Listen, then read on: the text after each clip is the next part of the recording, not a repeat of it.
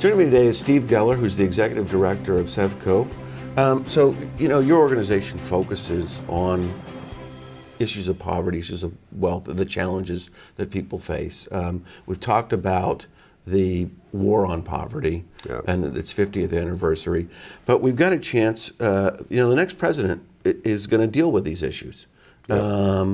And they're probably not watching the show, but other people in New Hampshire, especially in Vermont, are going to be able to cast votes for the next president.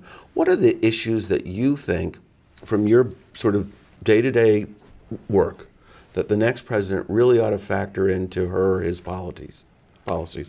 It's a very good question, and I don't pretend to be a presidential advisor, but you know what? You're there. You're on the ground.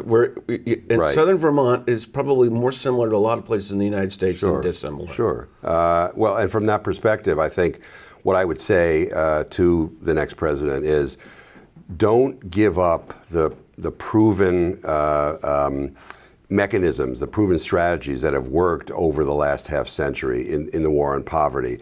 It's always tempting to go to the next new thing and say we need new, fresh ideas, and we do. We always need creative approaches to problems that we've been facing. But don't abandon what has already been proven to work. A lot of the programs in the war on poverty have reduced poverty and given people hope for 50 years. And we want to have that support continued and not have to reinvent the wheel every 4 years when a new president comes in. I would also say that it was refreshing in this beginning of the presidential campaign are the kinds of things that, for instance, Bernie Sanders is saying about inequality of wealth. That's something that we haven't heard presidential candidates talk about. That issue has bubbled up. Sure. And I think that conversation is causing candidates from both sides to talk about this a little more keenly. And whatever anybody thinks about him or anyone as an individual candidate, I think it's very important that those issues are coming out. And so from the point of view of the organizations that are serving people who are at the bottom rung of the inequality of wealth, we need to wake up as a nation and say, this is a critical issue, and it's not going to go away by hiding our heads in the sand. We need to address it head on. We need to make sure that the support, the safety net that we have for people who are, for whatever reason, experiencing hardships because of economic distress, that we're protecting them. We have a social contract, and we have to agree not to abandon that. And we need to make sure that we're creating opportunities as we create jobs and our economy comes out of the recession and continues to strengthen. Those opportunities need to be made available to a wide span of the population, not just the people who are already advantaged, but the disadvantaged as well, so that we're not faced with this class system of the haves and the have-nots. That's one of the things I would like for a president to deal with. So I want to turn back to the first point you said is, don't reinvent the wheel. Yeah. What are the things that, when you were talking, I was thinking about really what I was hearing is that you have some things that maybe it's just that they're underfunded. They work, but they're underfunded. Yep.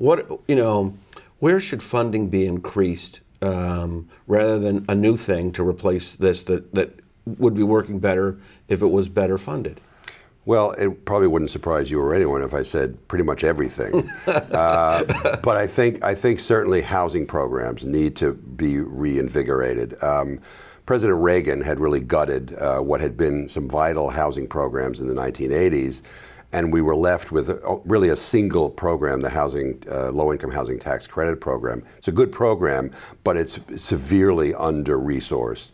We need to put some of the resources back into a whole variety of housing programs that create the housing that people can afford to live in, so that they can afford to live in the places where the jobs are.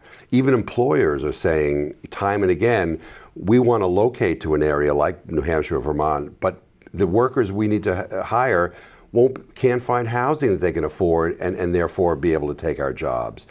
So housing is a critical piece. And I think the job training and job readiness pieces, that it's obviously critical to bring employers in to create those jobs, but You in have to have creating the people jobs. who have the right habits Right. of work. And we need to make those jobs available Right. to a wider continuum of the population, not just the people who already have the advantage of having all the resources at their disposal. So that needs to be a very important emphasis. So those would be the two big issues you'd push. Those are certainly two of the most important that I would say, and helping people build their own personal assets, help them understand how to manage their money, how to save money when they have enough to do it.